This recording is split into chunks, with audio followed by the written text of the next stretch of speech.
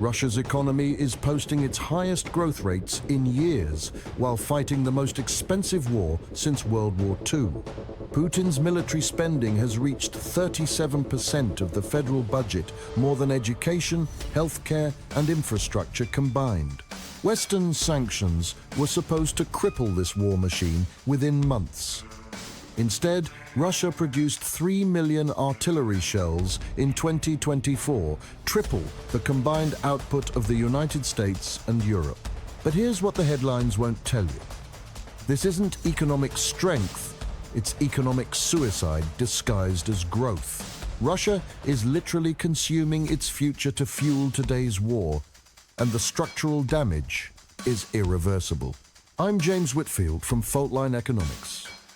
While others chase headlines, we examine the systems that actually shape history, geography, demographics, and economic fundamentals. Today, we're analyzing Russia's war economy and the real impact of Western sanctions. This is strategic clarity in a complex world. Since February 2022, Russia has undergone the most dramatic economic transformation since the Soviet collapse. The Kremlin has created what economists call a two-speed economy, a booming state-funded military sector generating impressive GDP numbers, while the civilian economy withers away. Putin has allocated 7.2% of GDP to defense in 2025, consuming nearly 40% of federal spending. This represents a complete pivot from market capitalism to what intelligence analysts now classify as a full mobilizational economy. The scale is staggering. Between 2022 and 2024, direct state injections exceeded 10% of GDP annually. But this creates a fundamental question. Can an economy built entirely on war spending actually sustain itself? And more critically, are Western sanctions working, or has Putin found a way to finance his war indefinitely? Let me show you exactly what's happening by examining 5 critical factors that determine Russia's economic sustainability. Factor 1. The fiscal mirage. Russia's headline GDP growth of 4.1% in 2024 masks a deeper reality. This isn't productive growth. It's artificial stimulation. The state is essentially paying factories to produce tanks and ammunition that get destroyed in Ukraine, then counting that production as economic success.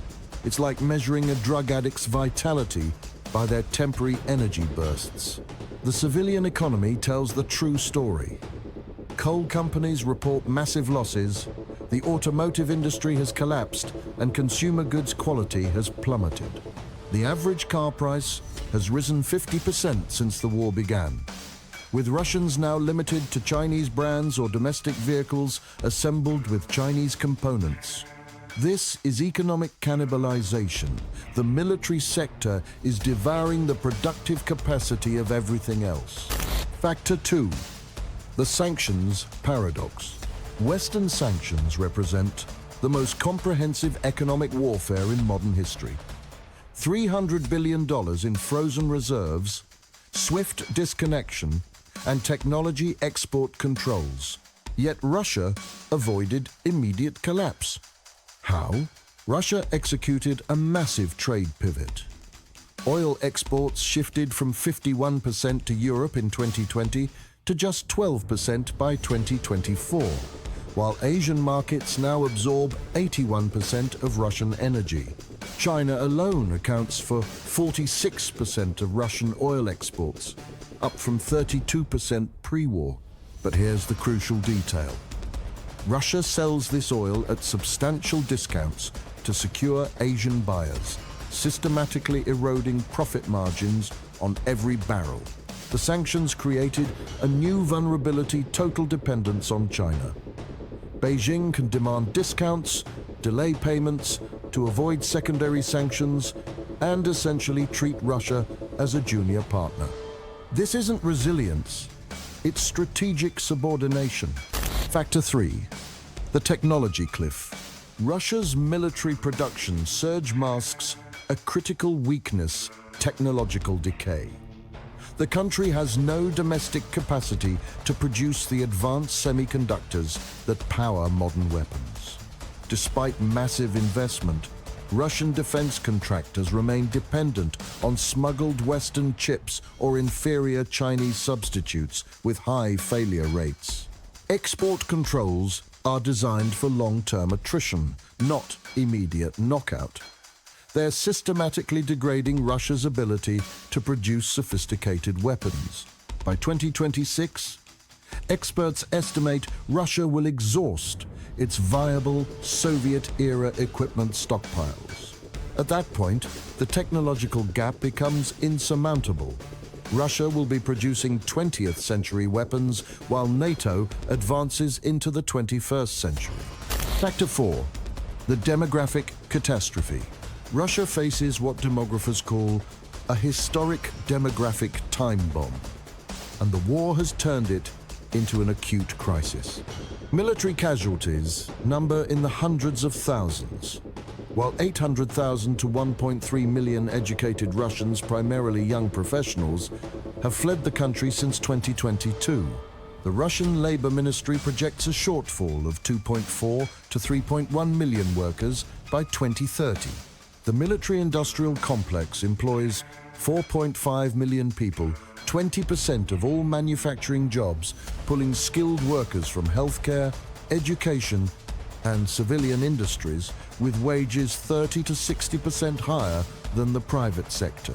This creates a permanent distortion that will cripple long-term productivity regardless of the war's outcome. Factor 5.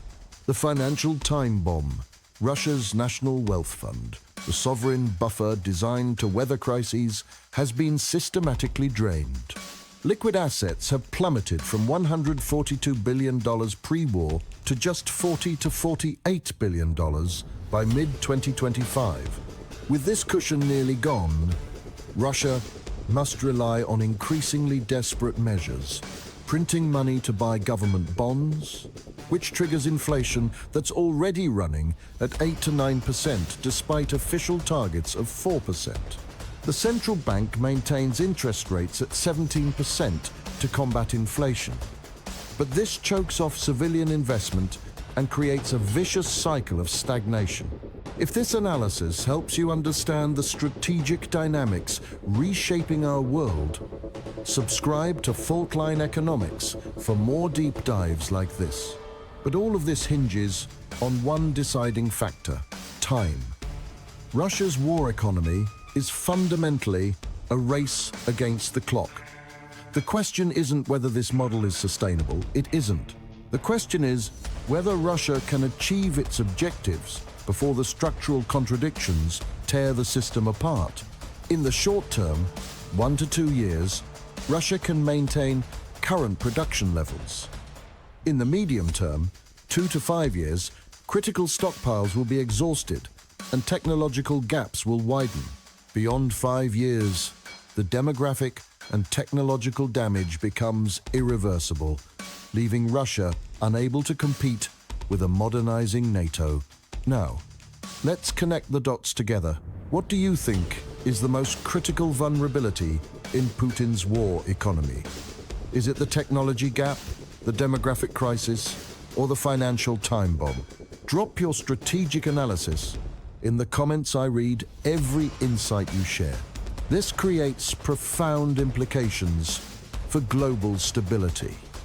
Russia is trading its economic sovereignty for survival, becoming increasingly dependent on China's financial and technological lifelines. Beijing now holds immense leverage over Moscow, a dynamic that fundamentally alters the balance of power in Eurasia. For a deeper understanding of China's strategic calculations, I recommend The Long Game by Rush Doshi. You can get it as a free audiobook with Audible's trial using the link in the description. Meanwhile, Europe faces a permanently militarized and revanched Russia on its eastern border, necessitating sustained rearmament efforts for decades to come. The global energy market has split into two systems: a G7 compliant market, and a parallel system centered on Russia, China, and Iran, creating new vulnerabilities for everyone. So, what does this mean for the global balance of power by 2050? Russia's most probable future isn't dramatic collapse, but protracted decline into technological irrelevance. The Kremlin's authoritarian tools are likely sufficient to manage domestic unrest, but at the cost of forfeiting Russia's development potential.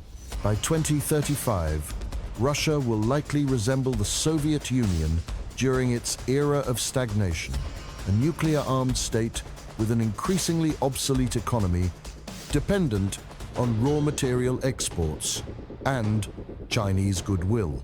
The ultimate cost isn't a singular crisis, but a lost generation of innovation, prosperity, and global influence. This answers our opening question. Sanctions aren't breaking Putin's war machine immediately, but they're ensuring Russia's long-term strategic irrelevance. The future isn't written, but the blueprint is there for those who know how to read it. Russia's war economy represents one of history's most dramatic examples of short-term tactical success creating long-term strategic disaster. If this kind of strategic analysis helps you understand our complex world, subscribe to help us create more content like this, and hit that like button to support independent analysis. Stay strategic.